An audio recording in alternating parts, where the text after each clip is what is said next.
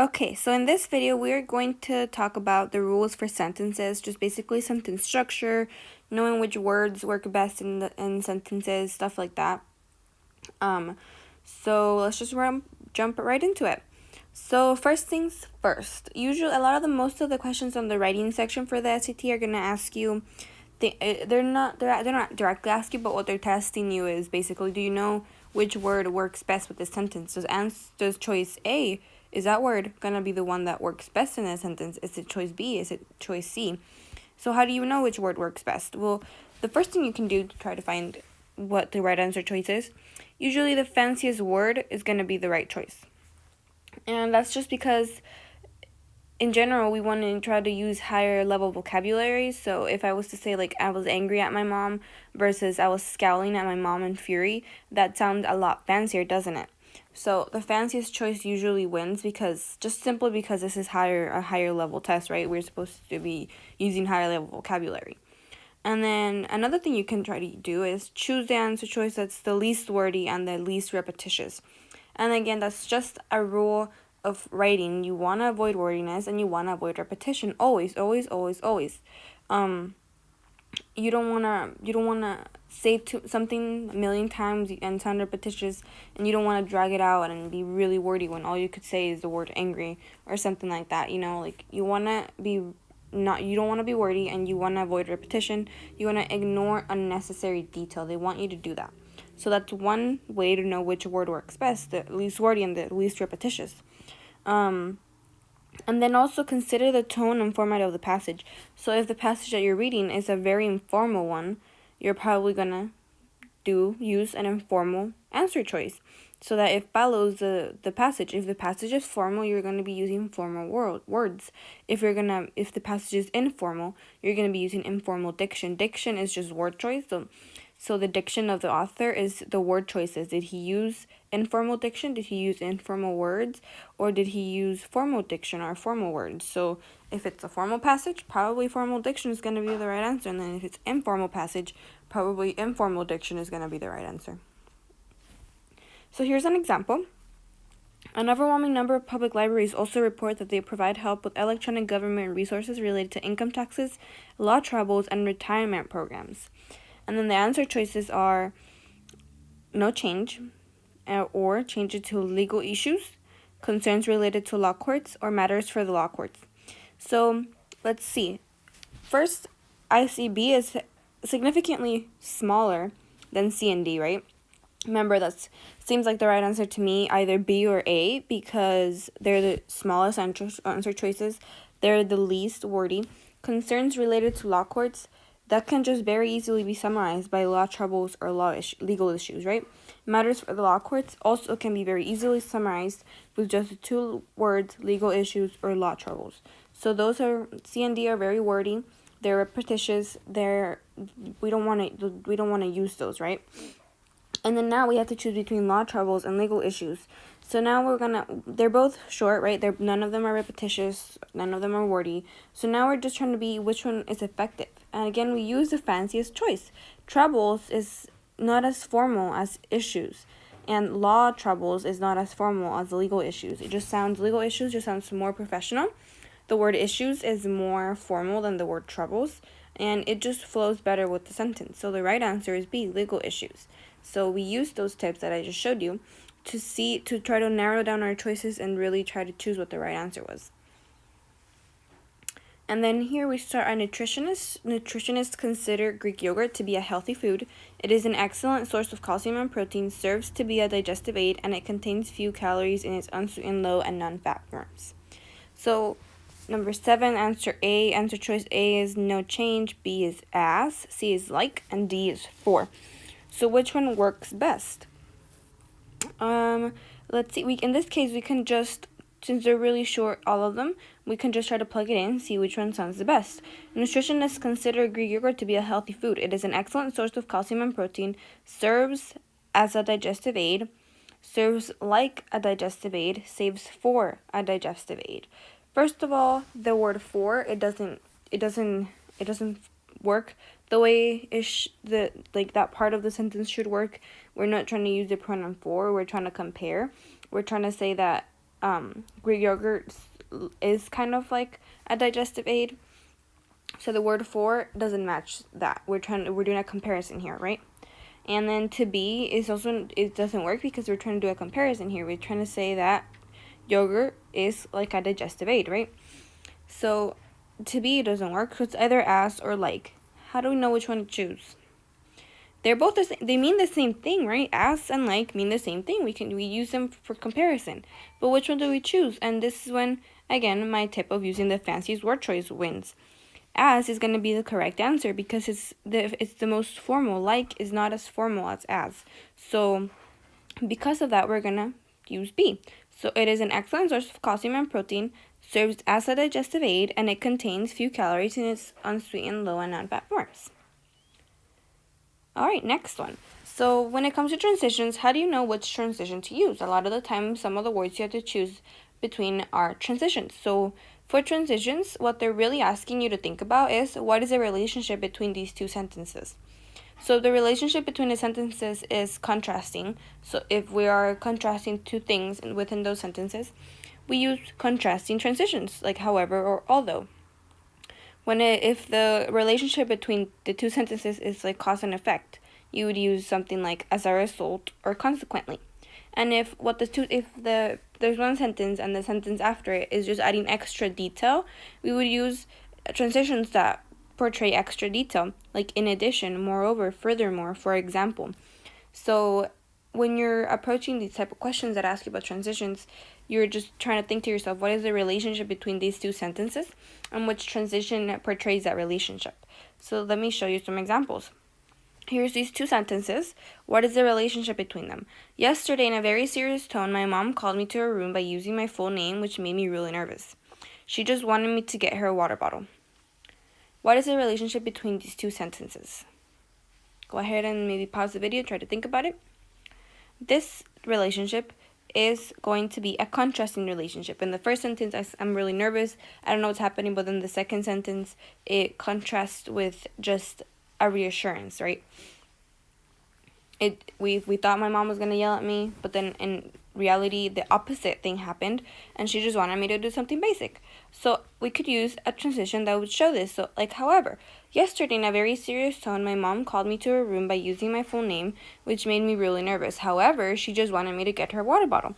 So there's two contrasting ideas and they're being connected with a transition that shows contrasting, that shows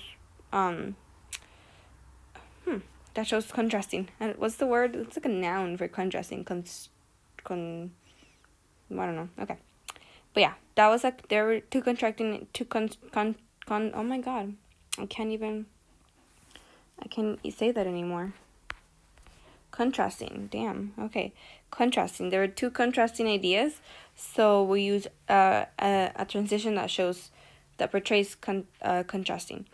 And then what's the relationship between these two sentences? When I was 2 years old, I broke my brother's toy car. He never let me play with any of his toys or even breathe in his room until I was 16. And this is a true story, guys. This is a true story. So what do you think the relationship is between these two sentences? The relationship between these two sentences is going to be cause and effect. Because I broke my brother's car, he never let me go in his room. So there's cause, I broke his car, and the effect, he never let me go in his room. So we're going to use a transition that shows cause and effect. For like, as a result, there's other ones you could have used, like consequently, right? But this is just an example. So when I was 2 years old, I broke my brother's toy car. As a result, he never let me play with any of his toys or even breathe in his room until I was 16. Here's another example, again, all true stories. I made up these sentences. What is the relationship between these two sentences? In Costa Rica, we have amazing Christmas traditions. During the month of December, there is a spectacular festival called El Festival de la Luz, which displays bands, dancers, and floats made out of lights, as well as corridas, toros, and unique, delicious tamales. What's the relationship between these two sentences? In this case, this is just adding extra detail, right? We have this one sentence saying we have Christmas traditions, and then the next sentence, it's expanding on those Christmas traditions, giving specific examples and adding extra detail to that sentence. So in this case, we can use a transition like, for example. We also could have used like actually in addition would it work that well because we're giving specific examples, but we could have there's other transitions we could use. The one that sounds best is for example, because we're given a specific examples. So in Costa Rica, we have amazing Christmas traditions. For example, during the month of December, there is a spectacular festival called El Festival de la Luz, which displays bands, dancers, and floats made out of lights, as well as corridas de toros and unique, delicious tamales. So now you see that there's that relationship between them. That's why we use transitions. These are just some pictures of what I was talking about in Costa Rica. I'm from there and I love it there. That's like the little light floats and the corridos de toros and the tamales, which are different from Mexican tamales, but they're really good. Anyways, so now that was basically just how do you use words in sentences? How do you know which answer choice is best? But now we're gonna go to actual rules for sentences that will help you, one, answer some questions specifically. That two will help you know how to write better, and three will help you more in your understanding of the test. So first, all sentences must have a subject and a verb, and the sentence must make sense by itself. So it has to be that means that it has to be a complete thought. Okay, so I'm gonna show you these. We're gonna go over these sentences, and you tell me if it has a subject and a verb. Okay, or like just pause the video, think to yourself. So I do not run. Does that make sense by itself? I do not run. If I just told you out of nowhere, I do not run, does that sentence make sense? It does. It has a subject, I, and it has a verb, do not. And run technically is a verb too, but that's more advanced. But it has a verb, do not. So even if I told you I do not, that's still a complete sentence. It's a complete thought. You understand what I'm saying. I love chocolate. That's a complete sentence. Because it has a subject, I, a verb, love, and if I only told you that, you would understand it because it's a complete thought. A fluffy, happy, stubborn corgi. If I just told you that, if I just went up to you and said a fluffy, happy, stubborn corgi, you would not understand what I'm saying because that is not a complete sentence. It doesn't have a subject and it doesn't have a verb. However, library staffing has been cut by almost 4% since 2008. This is a longer sentence. It has a subject, library staffing. It has a verb, has been cut. And even if I just said library staffing has been cut, you would understand what I'm saying, right? Because that's a complete thought. If it's a complete thought, if it has a subject and a verb, library staffing has been cut. That makes sense by itself, so it's a complete thought. Such as my mom who loves Pier 1 imports. If I just went up to you and I said, such as my mom who loves Pier 1 imports, you would not understand what I'm saying. It's not a complete thought. It doesn't have a subject and it doesn't have a verb. It has like a noun that you might think it could be a subject like mom or who, but there's no verb connected to that. Such as my mom was. What does my mom do? There's no verb in there, right? So that's some examples of what complete and incomplete thoughts are. And again, a complete thought is something that has a subject and a verb. Now, a direct object. So a direct object receives the action of the verb. So we're going to try to identify the direct objects in these sentences. I ran to the store. So what's the verb here? The verb is I ran. So what's receiving the action of ran? Where did I run to? I ran to the store. So the store is a direct object. It's receiving the action of ran. I love chocolate. What do I love? Chocolate. So chocolate is a direct object. I prefer Spanish over English. What do I prefer? Spanish. So Spanish is a direct object. Over English is extra detail. So that one's not the direct object. I could just tell you I prefer Spanish. And that's fine. That would be perfectly fine. You would still understand me. You would know that. What do I prefer? I prefer Spanish. Over English is just giving me extra detail. For all you know, I could have said I prefer Spanish over Italian. I prefer Spanish over shoes, whatever, So it's just extra detail. So the direct object here receiving the action of prefer is Spanish. My iPad is very useful. My iPad is a subject. Is a verb. What is receiving the action of verb? My iPad is what? Useful. So useful is a direct object. So my iPad is useful. The Chromebooks are so slow. So what's receiving the action of are? What are the Chromebooks? The Chromebooks are slow. According to the sentence, the Chromebooks are slow. So slow is their direct object. It's receiving the action of are. AP government requires so much reading. Sorry. It says government requirements. I meant to put requires. AP Government requires so much reading. What does AP Government require? Reading. The direct object in this case is reading. It's receiving the action of requires. So AP Government requires what? It requires reading.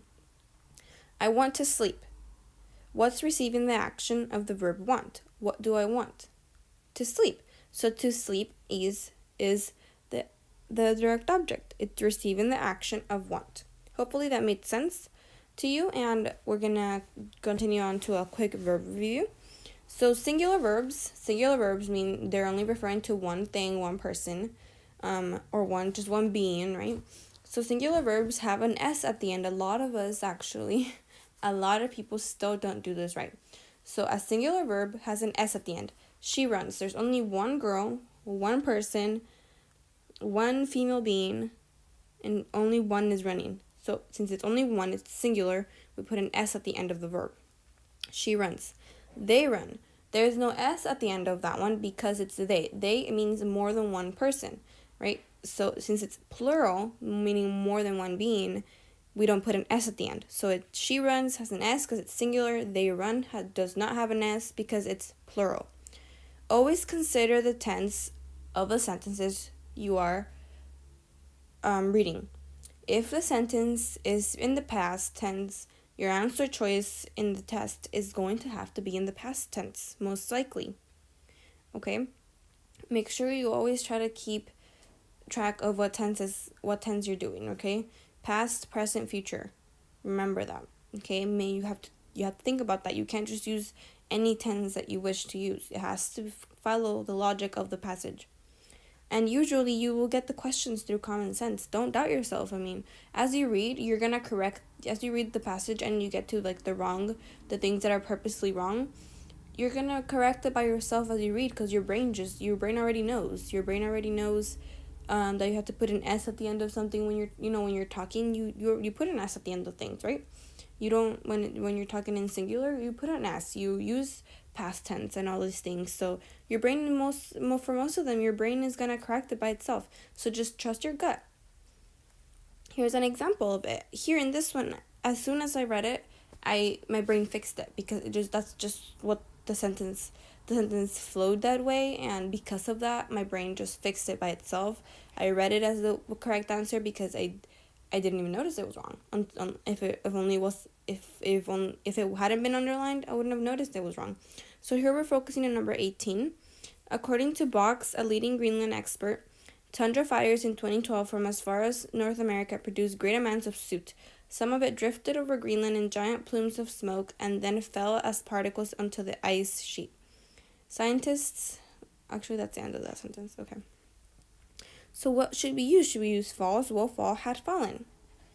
So let's see. According to Box, a leading Greenland expert, tundra fires in 2012 from as far away as North America produced great amounts of soot, some of it which drifted over Greenland in giant plumes of smoke and then fell as particles onto the ice sheet.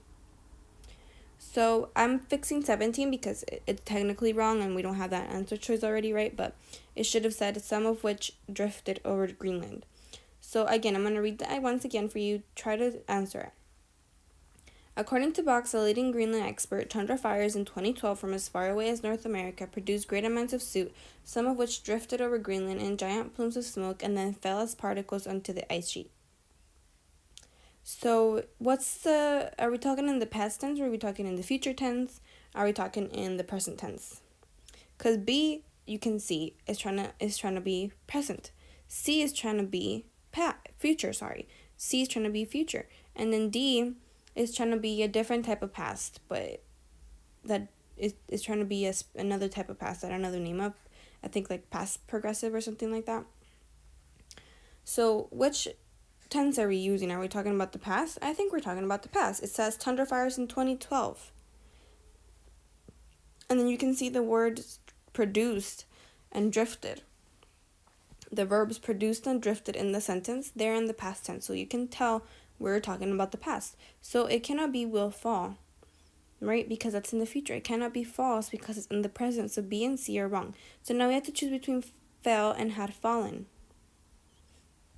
So how do we know which one we're using? Well, again, we're just using basic past tense. It's just produced, basic past tense, and drifted, basic past tense. So the right answer is fell, just basic past tense, right? And it sounds good. Tundra fires in 2012 from as far away as North America produced great amounts of soot, some of which drifted over Greenland in giant plumes of smoke, and then fell as particles into the ice sheet. That sounds perfectly fine. It's in the past tense. We're following the rules, right? And your brain just tells you, if you try to use had fallen, your brain will be like, no, that doesn't sound right. It doesn't fit. No. So just try to trust your gut, okay? And also another tip that I would like to give you is try to break down, and this is another tip that I gave in the reading section. Break down sentences to their main components, because if we try to plug each of these in and start reading from the word according and then end that sheet, it will take so long. So just break it down to its main components. Tundra fires produced great amounts of soot, some of which drifted over Greenland and then fell as particles onto the ice sheet. That's all you need. You don't need all the details. Just use the basic components of the sentence. Obviously, without changing its meaning. Just use the basic components so that you can shorten it and you can still plug things in to see which one works, or so you can still reread it to see which word works best, but without having to reread like how many lines is that? Like 1, 2, 3, 4, 5 lines, without having to reread 5 lines. This way you can just reread kind of only like 2 lines, right? So try to break it down into its main components. So now we're going to talk about modifiers, the modifiers of a sentence. So modifiers of a sentence are basically everything else that's not a verb or a subject or a direct object. So modifiers are words or phrases that add extra detail to the subject, verb, and direct object or other sentence parts. And modifiers cannot stand by themselves. They cannot. Remember, something can only stand by itself if it's a verb and a subject together, right? That's a complete thought. But modifiers are not complete thoughts. They just add extra detail. So let's identify the modifiers for each of these sentences. I ran to the store down my street for some fresh bread. So what's just the subject, verb, and direct object? I ran to the store, right? I is the subject, ran is the verb, and the store is the direct object. So here actually, technically, to the are modifiers. And because they are modifying the word store. I ran, obviously you need the words to the to make the sentence make sense, but they're technically modifiers too. But ignoring that, I ran to the store. What else is modifying? What's adding extra detail? Down my street for some fresh bread. It's adding extra detail to where I ran and why I ran. So I ran. Where did I run? I ran down my street. And why did I run? I ran because I needed some fresh bread. So those are modifiers. They adding extra detail to the subject, verb, and direct object. I want to drop my physics class, which is at 12:30 p.m. I want to drop my physics class is a complete sentence, right? I is the subject, want is the verb, physics class is the direct object. And then what's modifying that sentence, which is at 12:30 p.m. It's adding extra detail to the time the physics class is. So now we can ask, what time was the physics class? It was at 12:30 p.m. It's adding extra detail. Any dessert with chocolate is amazing because I am a chocoholic. Here, what are the modifiers? The subject is I, the verb is am, chocoholic is the direct object. Why am I a chocoholic? So chocoholic is a direct object. So what's modifying I am a chocoholic? Any dessert with chocolate is amazing because. Those are all modifiers. They're adding extra detail to the sentence. We could just say I am a chocoholic, but I'm adding extra detail to my sentence, right? I'm adding an extra detail and saying that any dessert with chocolate is amazing because I am a chocoholic. I dissected a sheep's brain in the downstairs lab and turned it into 1,000,000 pieces. What is the subject, verb, and direct object? I is the subject, verb, the verb is dissected, and brain or sheep's brain is a direct object. So what are the modifiers in this sentence? The modifiers are in the downstairs lab and turned it into 1,000,000 pieces. So this is adding extra detail to my sentence. I could just say I dissected a sheep's brain. That's perfectly fine. It can stand by itself. But I'm adding extra detail so you know more stuff about it, right? Where did I dissect the brain? In the downstairs lab. What did I do with the brain? I turned it into 1,000,000 pieces. So it's just adding extra detail to a sentence. Now, as you can see in these ones, For example, the first one, the modifiers are placed where they should be because they are modifying something specific, right? The store, it says I ran to the store down my street.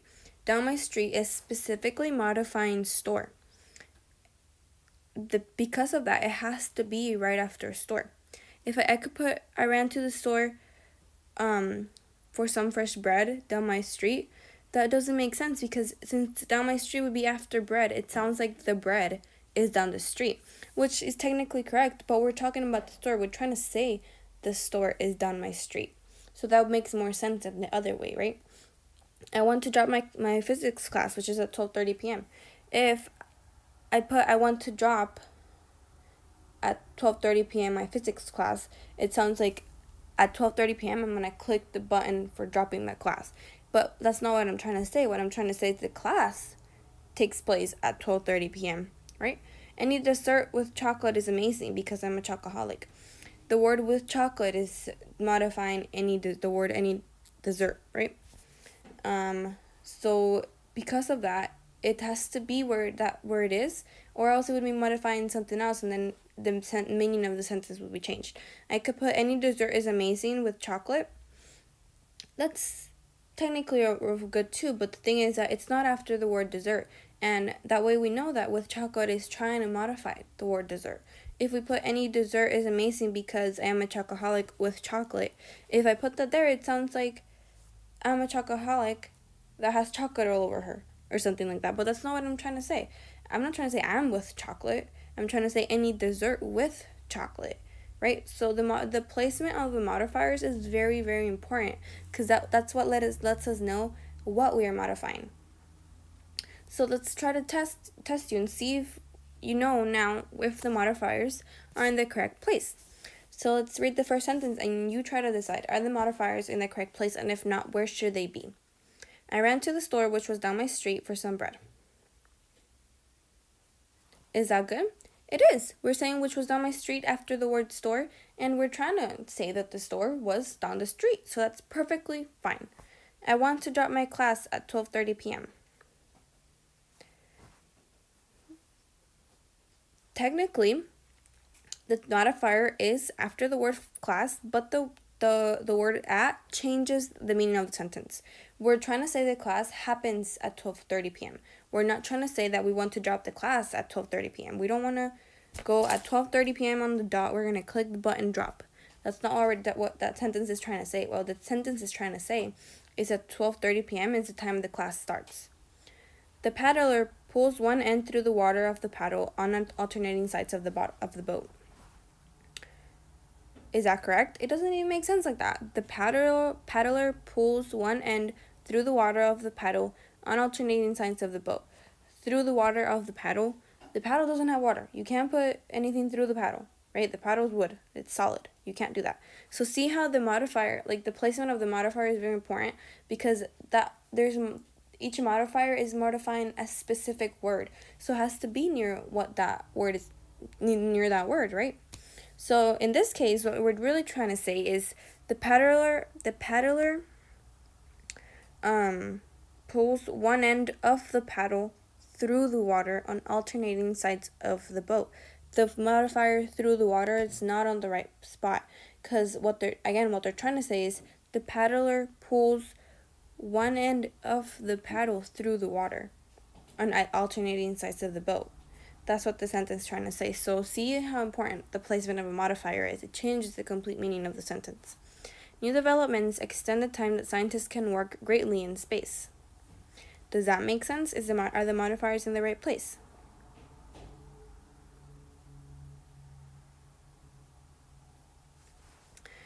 No, it's not saying what the sentence is really trying to say, right? New developments extend the time that scientists can work greatly in space.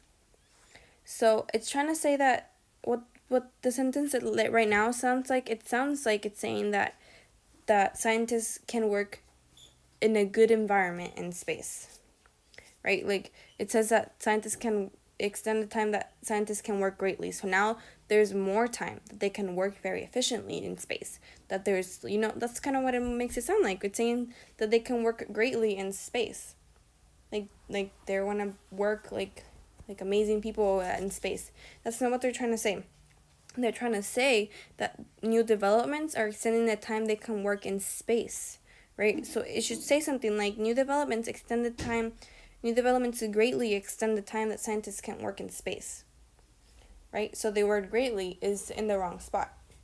Now we know that it's the time is being extended greatly for scientists to work in space, right? That's, and again, a modifier being in the wrong place and modifying the wrong word.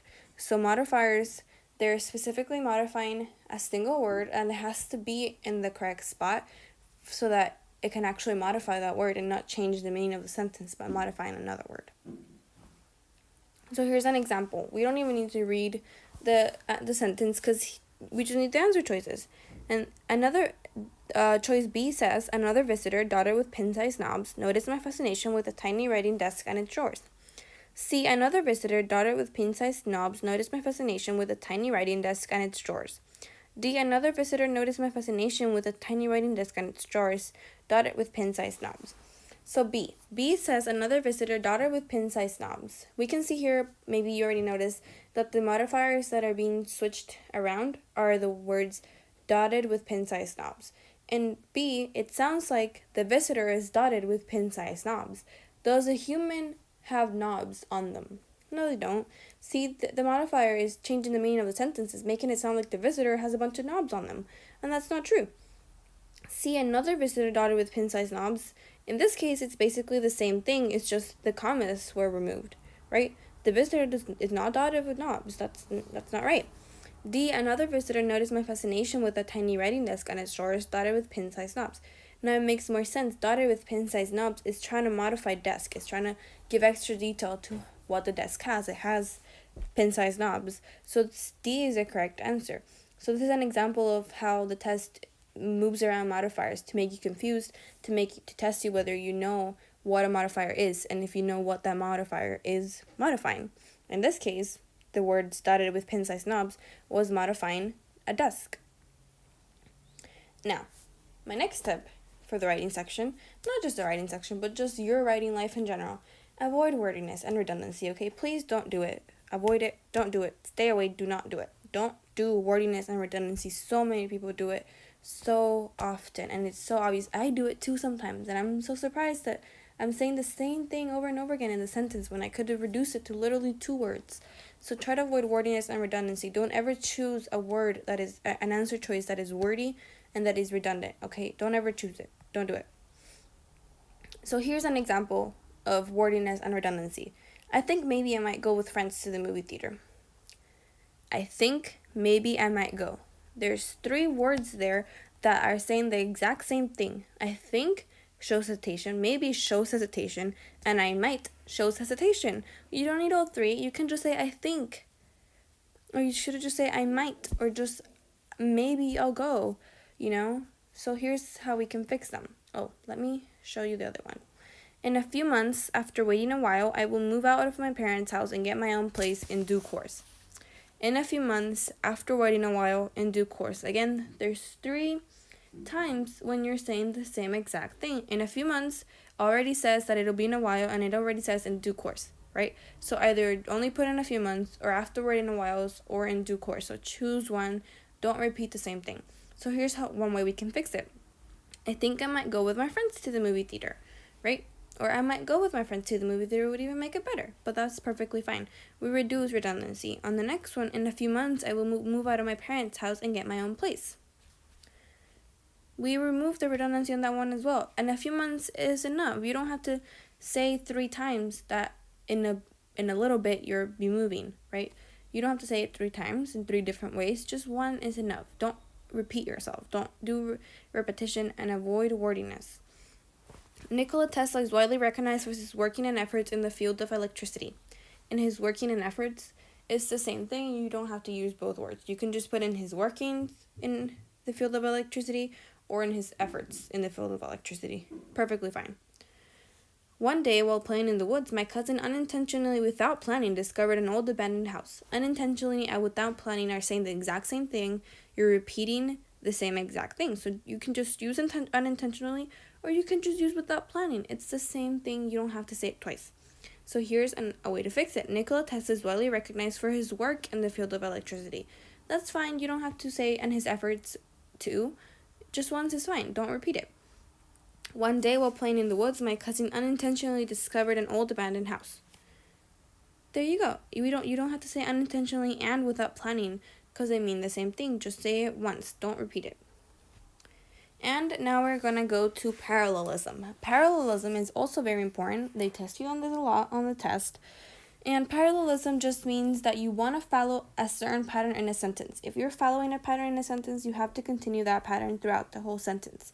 So for example, and this thing usually, usually this means the verbs, the pattern of the verbs. So if you're using ing you're like listing certain things, and you're using a verb with ing, for that whole list, you have to use verb with ing. Or if you're using the word to run, you have to use to verb. Those are called infinitives. So if you're using an infinitive, you have to use an infinitive throughout the whole list. And I'll show you examples right now. So for example, this one is wrong. I enjoy playing tennis and to ride horses. I started with playing tennis. I started with ing. I need to use ing for the rest of the sentence. So the correct way to say this would be I enjoy playing tennis and horseback riding. See, I used ing throughout the whole sentence. I did a pattern of using ing verbs. Here's another example. Another wrong example. Our field trip included a visit to the art museum, talking to a local tourist, and a workshop on oil painting techniques. So here we're using different types of verbs, right? We're using to, a visit to, we're using talking with a verb with ing, and then we're using a noun, a workshop. So there is no pattern at all. We need to follow a specific pattern. We need to use the same pattern. Here we're using different patterns. We're starting with a noun, a visit, and then we're moving to a verb, talking, and then again we're moving to another noun, a workshop. So we have to choose, are we going to use verbs to make our list, or are we going to use nouns to make our list? It doesn't matter which one you use, but you have to be consistent throughout the whole sentence. That's what parallelism is. You want every part of the list to be parallel to each other, wants to be the same. So the correct way to do this, an example of it would be, our field trip included visiting the art museum, talking to a local artist, and attending a workshop on oil painting techniques. If you remove all the details, the parallelism is easier to see. So if you can say, our field trip included visiting, talking, and attending. See, that is parallelism. It's a pattern. For all of our 3 list items, we're using verbs with ing. Our field trip included 1 visiting, 2 talking, 3 attending. On the example on the top, we can also just try to reduce it. I enjoy playing and writing. See, if you use the wrong example, it wouldn't sound right. I enjoy playing and to ride, right? You can see that there's no pattern there.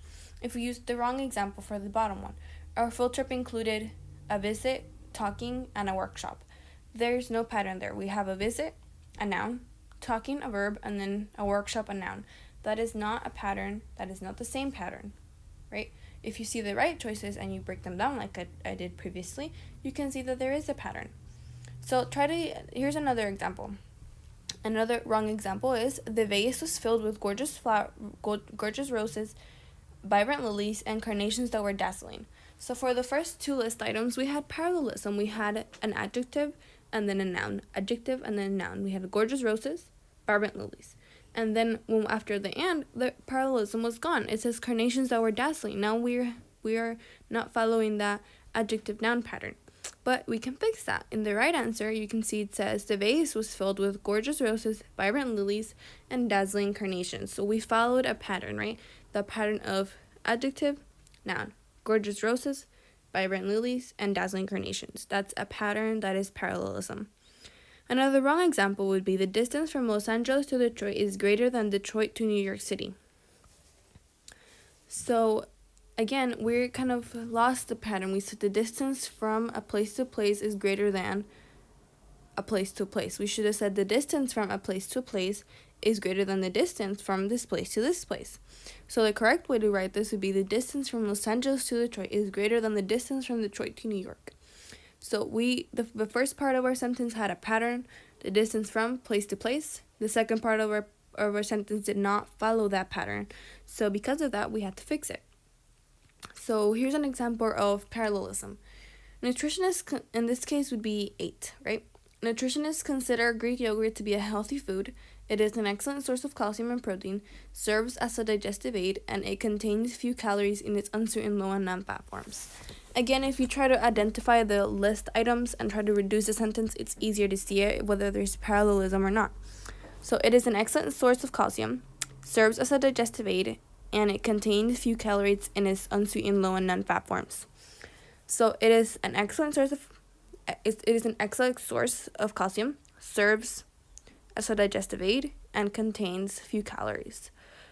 So again, let's reduce. So here we're seeing a pattern of the verbs, right? After the comma, there's verbs. So it is, it serves, and it contains, right? That's one pattern that it should be. It could be it is, it serves, and it contains. But you can see that we don't have it serves, right? We just have the word serves. So because of that, we need to follow that pattern of not having an it in the front. You can see that the original composition of number 8 is it contains. Technically, that would be perfectly fine if only the word serves followed that pattern. If it said it serves, then 8 would be no change, because then we would have that pattern of it and then a verb. But we don't. We just have the word serves, right? We have is, serves, and contains.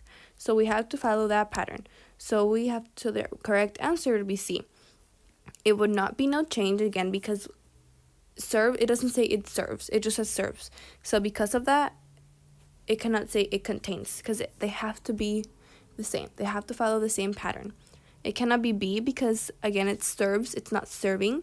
So we cannot use that ing, or else it would not follow the same pattern. And then we cannot use will contain again, because it doesn't say will serve. It doesn't say will be or something like that, right? So we wouldn't be following the same pattern. So we have to follow the same pattern. We have serves, a verb with an S at the end. So we choose C, contains, a verb with an S at the end. And if we plug it in, you can see that it follows the pattern.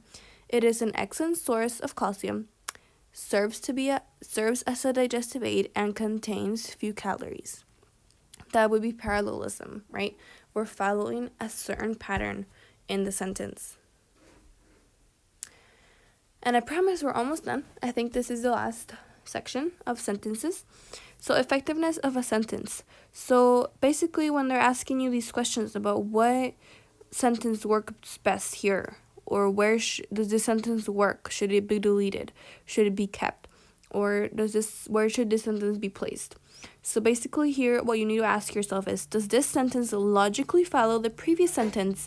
And does this sentence make sense based on what the paragraph is about? So if a paragraph is about unicorns, and then we throw in, or if a paragraph is about, we're talking about painting, right? And then suddenly we give an example of the best type of unicorn. What? That makes no sense. We're talking about painting, we're talking about the science of painting, and all the different paints there are, and different techniques in painting, and then suddenly we throw in a fact about a unicorn. That makes no sense. That sentence would have to be deleted. Obviously, I'm exaggerating, but they do things like this. They have a specific topic in a paragraph, and then they throw in something really random.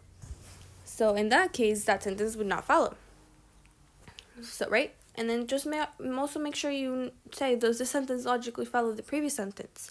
So maybe one paragraph is about painting, and the other paragraph is about unicorns, right?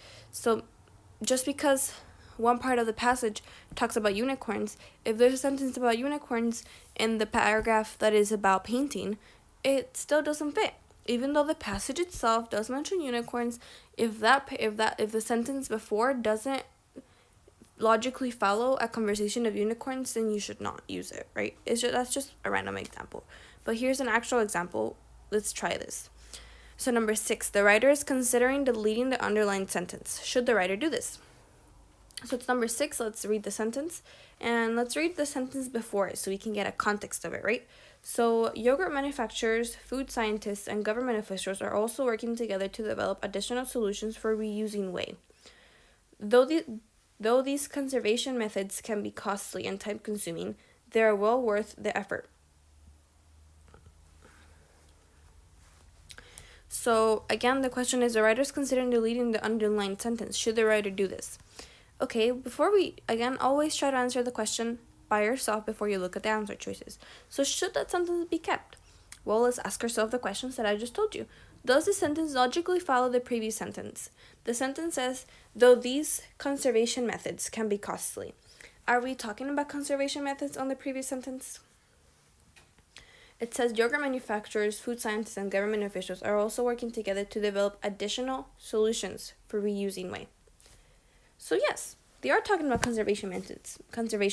They're talking about saying that there's people trying to develop additional solutions for conserving whey, right?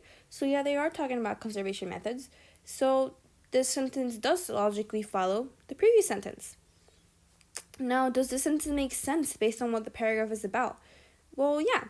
They later say nutritionists consider Greek yogurt to be a healthy food. So they are logically following an argument about yogurt, about conserving whey, about reusing whey, and they're not talking about something completely random. They're not saying, though these books are really good, right? They wouldn't be talking about books. They're talking about whey, so that would not make sense. But in this case, they are talking about something that makes sense and that follows logically, and they're not, using a different topic or anything. It completely follows everything. It doesn't add anything useless. It's not that wordy. It's not repeating anything, right? It's adding extra detail to something that was already stated. It's not useless. It logically follows the previous sentence, and it makes sense based on what the paragraph and the topic of the passage is. So yes, the sentence the sentence should not be deleted, right? And it shouldn't be deleted because it logically follows, and it makes sense, and it expands on something that was previously said, right? So again, another thing that you should always do for all of the SAT is always have a reason for why you're doing something and why you're not choosing something, right? So that was me justifying my answer, my answer. And now let's try to look for an answer choice that's similar to what I said. So we're going to ignore A and B because it says that it should be deleted, and we just determined that it should not be deleted. And then C says no because it continues the explanation of how acid whey can be disposed of safely. No, because it sets up the argument in the paragraph for the benefits of Greek yogurt. So if you see C, also make sure you always answer a question accurately. Don't use something that's not true, right? So does sentence 6, does it continue the explanation of how acid whey can be disposed of safely? No, not at all. The sentence does not talk about how whey can be disposed of. It says that through the conservation methods, that the conservation methods are costly and time-consuming, but they're worth it.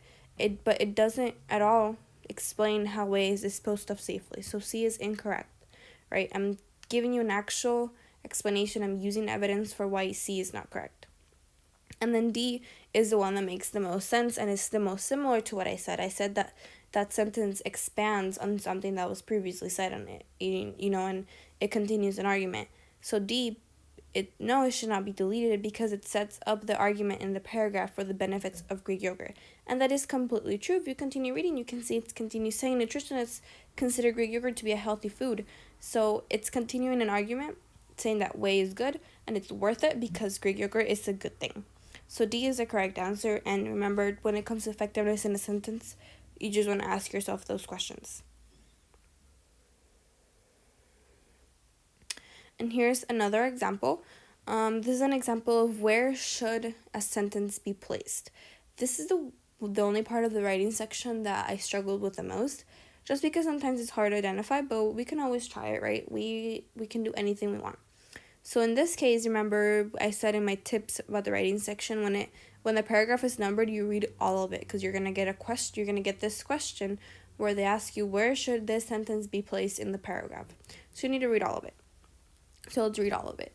Box's research is important because the fires of 2012 may not be a one-time phenomenon. According to scientists, rising Arctic temperatures are making northern latitudes greener and thus more fire-prone.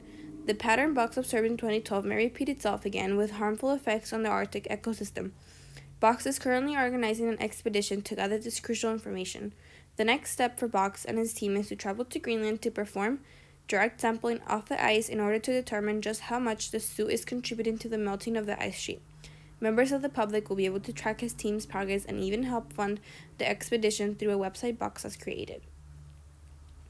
So to make this paragraph most logical, sentence 4 should be placed. Let's read sentence 4 again just so we know what it is.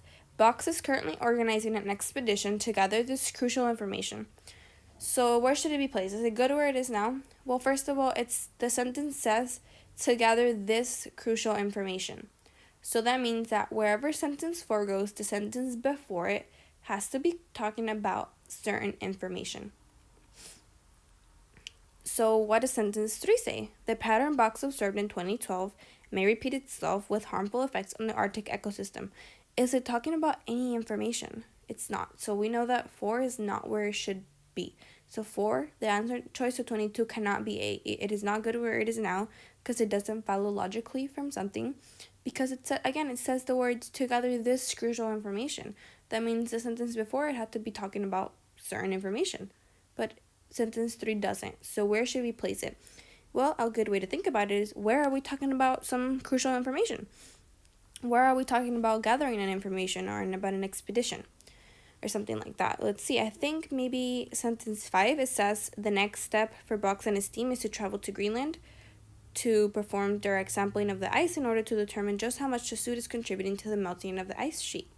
Then you could say Box is currently organizing an expedition to gather this crucial information, right? To gather that information of how much the soot is contributing to the melting of the ice sheet. So I think 4 should be placed after sentence 5 because it logically follows, because it's talking about some information, and then it says Box is currently organizing an expedition to gather this crucial information, to gather that crucial information that was talked about in sentence 5. Hopefully that made sense to you. Don't feel afraid to ask me any questions if you didn't understand. I can always explain it to you individually again. Don't worry about it, but please make sure you ask me questions if you have any. I really hope you understood this and that this will help you. And don't forget that you need to take practice. You need to take practice tests and apply all the things that I showed you on this video. Apply all the tips I gave you and really try to learn all the things that I told you, okay? And I'll see you on the next video.